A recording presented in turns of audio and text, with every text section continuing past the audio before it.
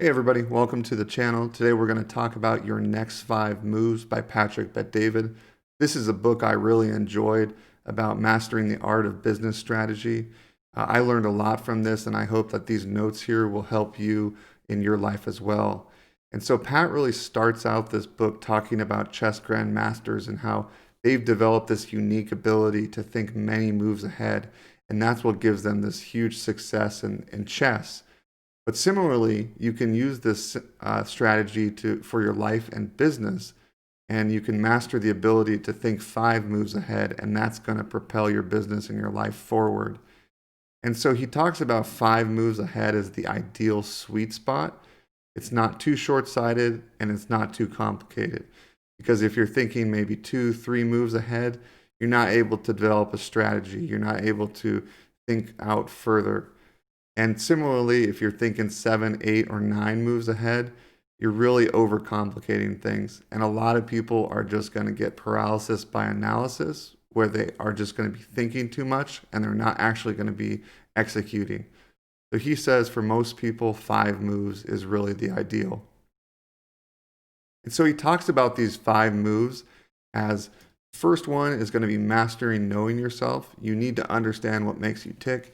You need to understand what gets you excited, and you need to build those things up in your life. Second one is to master the ability to reason. So you need to be able to process problems and you need to be able to analyze them in order to find solutions. Third one is master building the right team around you. Everyone who has developed a huge successful business has had an excellent team around them. You need to do that same thing in your life and your business. Fourth one is master the strategy to scale. So if your business can't scale, you cannot grow it. So you need to understand what allows your business to scale. Fifth one is master making power plays. This is where he talks about how when your business starts to get a lot of momentum, you can do certain things that are really going to propel it to the next level. And so, move number one, let's go into a little bit more detail here. And he says that nothing matters unless you know what makes you tick. And this is where you need to start to develop your vision and understand what you're willing to sacrifice. Once you understand what you're willing to sacrifice, you can then make a plan to execute your vision. And he says that when you have a vision plus a plan, that's what leads to greatness in your life and your business. And so he says that there's 4 keys to vision. First one is that your vision needs to align with who you want to be. So you want to make sure you understand what principles you have in your life, and you want to make sure that vision aligns well with those principles. Next, you want to make sure that your choices are aligning with your vision. So you need to make choices in your life and your business that align with the overall vision that you have for them. You can't be making things that don't really make sense for this vision because those are going to get you off track. The third one is your effort needs to align with the size of your vision. So if your vision is really big, that means you're going to have a huge amount of effort in order to accomplish it. Likewise, if your vision is pretty small, there's not a lot of effort that would go into that. Also, that might not get you very excited about that vision. So you might need to make a new vision that would get you a little bit more excited about it. Fourth one is your behavior aligns with your values and principles. So when you have your values and principles set out, you need to make sure that every day you are aligning with those values and principles and you aren't doing things that get you off track. So once you have these 4 keys to the vision, you can really execute on them much better and make sure your decision-making process is aligned with your vision. And he talks about the hierarchy of whys. And so the first one, your first why is really survival. You're trying to survive, you're trying to make enough food to eat, you're trying to make enough food to provide for your family. And this is really the bottom level of your why. Once you get to the next level, you likely people want to get to some level of status. And this is the second level that a lot of people get stuck on. Once they've achieved some level of status, they kind of settle there. And Pat says what you need to do is you need to get to the next why. The next one is really freedom. And this is where you have the ability to go out, you have the ability to use your time the way you want it, You have some money where you can live well. Um, but there's a next one where is your purpose. And so what you want to be doing as you're going through this pyramid is really graduate to your next why. So a lot of people, they get stuck on each one of these levels and they don't go on to the next one. Um, that's a mistake. And ultimately, the highest level that people get to is purpose. This is where they're helping others, they're contributing to others people's success, and they're also helping their customers and things like that. If you keep in this mindset where you constantly want to graduate to the next why, you're going to continue to be successful both in your life and your business. And he says that it's important for you to understand as you're doing this, make sure you're climbing your career ladder, not someone else's. A lot of people get really unhappy in some corporate jobs because they're climbing someone else's career ladder. They're climbing what they thought someone else wanted to do and what they thought they wanted to do. They didn't go and reflect on what they actually wanted. So they get stuck in these careers that they really just don't enjoy and they're not passionate about. So it's important for you to understand, what does your career ladder look like and how do you get there? Make sure you're climbing your career ladder. Move number 2 talks about mastering the ability to reason. And again, he brings this back to grandmasters and how they're just excellent at processing issues. And that's because they can think so many moves ahead. And what he says is that most don't fail from a bad business plan. Their head gets in the way, meaning they overcomplicate things, they undercomplicate things, and they fail basically because they made bad decisions, not because their original business plan was bad. And so there's a couple different ways that you can process issues. And he says that what you need to do is you need to use the information you have at hand in order to increase the odds in your favor. Because if you're making the right decisions enough times, the odds are going to be that you're going to cause yourself to be successful. You might not win every single time, but by improving your decision-making process, the odds are going to increase in your favor and it's going to be more likely that you'll be successful. You want to be able to subject your choices, problems, and opportunities to mental analysis. So as you're going through your life, making decisions for your personal life or your business, you're given a lot of choices to deal with, a lot of problems to deal with, and also a lot of opportunities that are presented to you. You need to subject all of these things to mental analysis. Think about them, run through your strategy, run through your principles. Do they align with what your principles are? And then make a decision. Play out these strategies in your head and make it your goal to permanently solve problems. A lot of people get stuck where they get the same problem over and over again, and they're not actually trying to find ways to fix it. They're just trying to find ways to temporarily band-aid it and hope it doesn't come back. The reality is problems arise all the time, and people who are really successful find ways to permanently solve them. They're not getting the same problem over and over again. And there's 3 ways that you can deal with an issue. The first one is you can blame other people. And this is going to cause you to be a loser. If you're constantly blaming other people for your issues, it's not going to cause success in your life. That doesn't cause you to find the solution to this problem that you have. The next common way that people deal with issues is they go through distraction. This leads people to lose their potential, meaning if they have this issue, they're going to go home and they're going to play video games. If they have this issue, they're going to go watch TV. They're not going to deal with the issue at hand. This means they're never going to find a solution to their problem and their potential is going to be lost.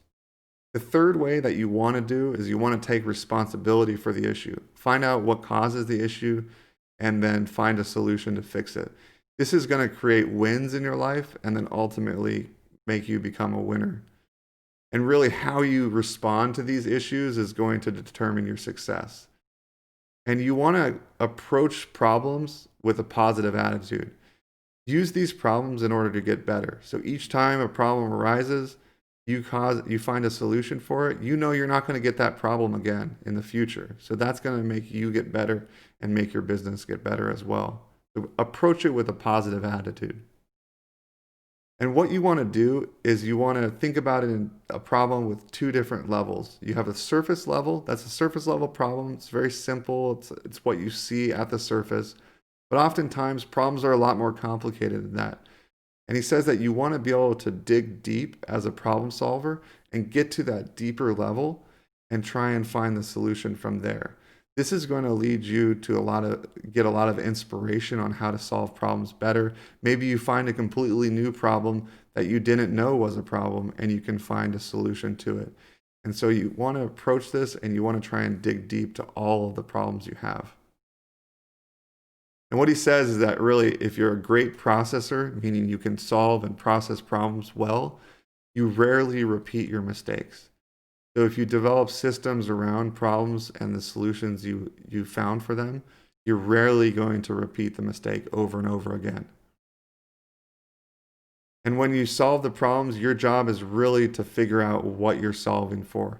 A lot of people approach problem solving and they don't actually dig deep into what the actual problem is. There might be the surface level problem is one thing, but deep down, there's a completely different issue that you're solving for.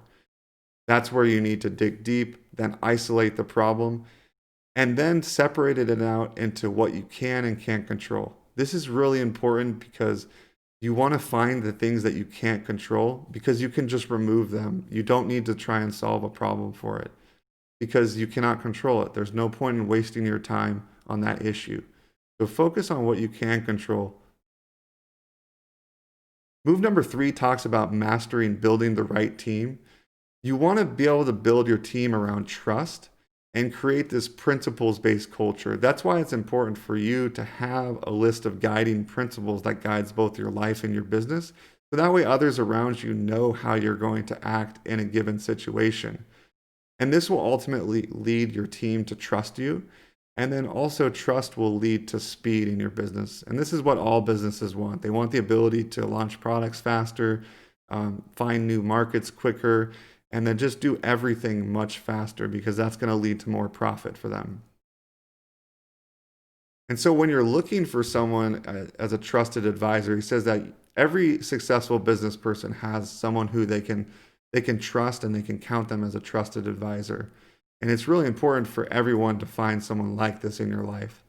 And what he says is there's a couple qualities that are ideal for a trusted advisor. They need to also be skilled at processing issues. Ideally, you're really good at this as well, but you want someone with complementary skills as well. So that way you can come to them and you can brainstorm with them issues you're having and find solutions. The next is you want them to have similar values, but different temperament. You never want your trusted advisor to completely have counter values to you because this is going to cause conflict within your organization. But what you do want is you want them to have different temperament. So for example, if you're an introverted person, you might want them to be extroverted because they can go out and they can talk to customers, they can sell your product all day. They're much more comfortable with that. So you want them to have different temperament. Next, you want them to be calm under pressure. So you don't want to come to someone who's your trusted advisor and they're freaking out about issues you have. They're not calm because you're just not going to want to come to them because it's going to be a stressful situation. So make sure that they're calm under pressure. The fourth is you want them to not be afraid to challenge you and point out your blind spots.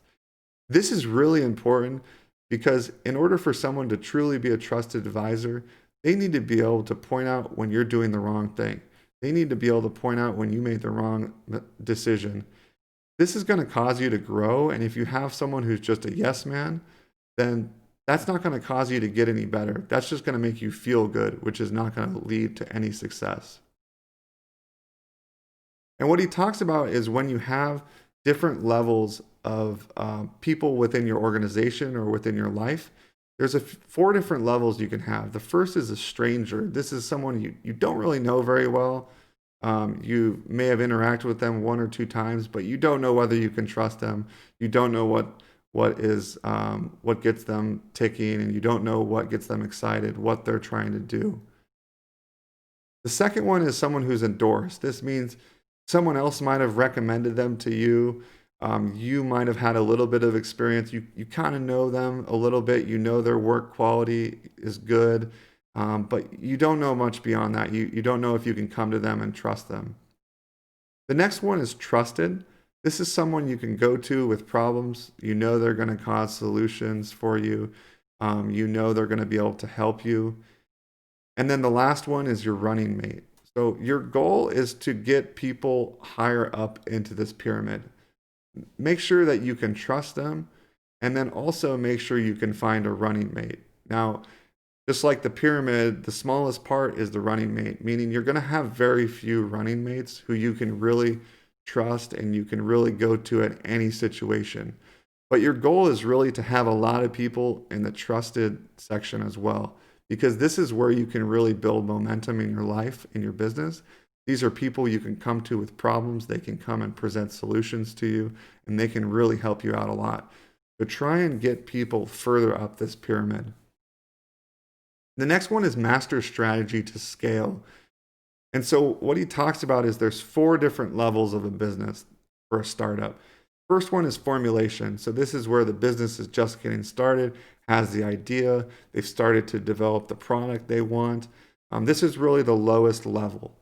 The next one is survival. So once the business has formulated their products, they've gotten to a point where they're selling them, they're making enough profit to survive, but they're really not thriving as a business. They're just getting by.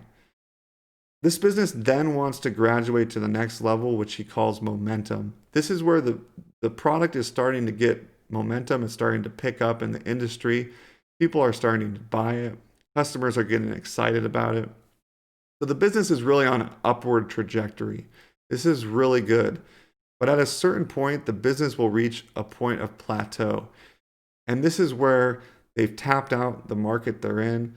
They don't really have anywhere else to go. And it's really up to their business to find alternative markets or ways that they can continue to grow their business. And so these are the 4 main cycles of businesses. And you want to understand where yours is at any given time. So that way you can develop strategies to get to the next level, or if you're on the last level, to find new markets for you to get into. And what he talks about, the things that will get you to the next level are either exponential things or linear things. And so if we just look at exponential things, these are things that are going to grow your business exponentially, are going to get you a lot of new customers, are going to get you new product categories. They're really exciting things. And so he breaks these out into 4 different things. The first is next innovative campaign. So this is something that's going to get your business a lot of momentum. If it picks up in the marketplace, you're going to get new customers. You're going to find new profits for you to make. The next one is leadership development. Leadership development, he says, is really important because it allows you to scale as a leader. So if you're developing leaders within your organization, then this will cause your organization to be able to grow much faster because you're empowering these people. For linear, he talks about operating systems. This is something that is a new strategy for your business. This is kind of like, say, a problem-solving framework for your business to operate within. This is something that's going to cause your business to grow, and you need to be doing it, but it's going to cause it to grow linearly. The next one is business development and sales relationship. You really need to get out there and sell your product, develop relationships with other people in the industry, and continue to learn from them and continue to implement new sales strategies. These things are going to get you linear growth, but they're not going to grow your business tremendously overnight. But it's important to remember that even though they're not going to grow your business tremendously, you still need to be doing them in order to be competitive. So as a leader, you need to find out what your balance between these exponential things and linear things are. You don't want to be only in the exponential region because those operations are a little bit more risky. They might not pay out in the end, but the linear ones are a little bit less risky, and you know they're going to cause some payout for you. So your responsibility as a leader is to find where you want to balance your time and efforts for your organization. And you want to constantly design systems to track. So if you're doing a new innovative strategy. You want to be able to track how that's going within your organization so you can see if it's becoming successful and if it's something that you can continue to do or if you need to go back to the drawing board. And then once you have this data that you're tracking, you can find ways to move the needle in the direction that you want. And then what you want to do is once you've gotten data, you've developed this problem-solving framework, you've developed solutions, you want to then codify that knowledge so that way it can be shared with other people. Develop systems around this. And this ultimately is what allows your business to scale because you're developing systems that other people can use and you don't need to use only your time in order to solve these problems. You're empowering your employees to make these decisions for you. This is what's going to really propel your business to the next level. The next one is mastering power plays. And so he talks about Goliath, and Goliath is really the 400-pound gorilla in the room. And this is an organization who's huge, it's well known in the industry, and it's your goal to take away their market share and to beat them. And he says that in order to do that, you need to do a few different things. You need to understand what are Goliath's weaknesses. So oftentimes Goliath is much slower than you because they're a huge organization. They just can't do things as fast. So maybe your advantage is you're much faster. So what you want to do once you find those weaknesses, you want to master 3 things that you can do better than any of your competition. Make sure that you're the industry leader in those 3 things. So that way your customers know what to go to you for. Then you want to find a way to specialize in your market. As a smaller company, you're not going to be able to generalize and do everything. You just don't have the resources to do that. So find a way to specialize. Then master speed. Remember that Goliath is much slower than you are. And so your advantage is you can do things much faster. Maybe you can get products to the marketplace faster. Maybe you can find customers faster. You can resolve your customer issues faster. So focus on mastering speed within your organization because that's going to cause a huge leap for your business. And then ultimately, you need to understand what drives the team around you. And so I thought this was kind of an interesting framework where he talks about for people within your organization, there's 4 different things that drives your team, and we'll go through what each of these are. The first one is advancement. So these people really want to continue to advance within the organization. They really want to continue to move up the career ladder, and that's what gets them excited. The next type of people are driven by individuality. They want to be able to do their own thing, have some sense of freedom. Maybe they want personal freedom. They want financial freedom. They're trying to achieve those goals in their life. They're driven by individual type goals. The next one is people who are driven by madness. So this isn't exactly what it sounds like, but these people are driven by being competitive. They want to be the very top in their organization. They want their ideas to rise to the top. They see kind of unconventional factors in the marketplace, and they love finding solutions to fix those kind of problems. The next type of people is people who are driven by purpose. So they really want to help people. They want to get out there and interact with customers, solve their issues, and things like that. So the reality is that a lot of leaders focus on one possible way to drive your team. So for example, they might focus only on advancement.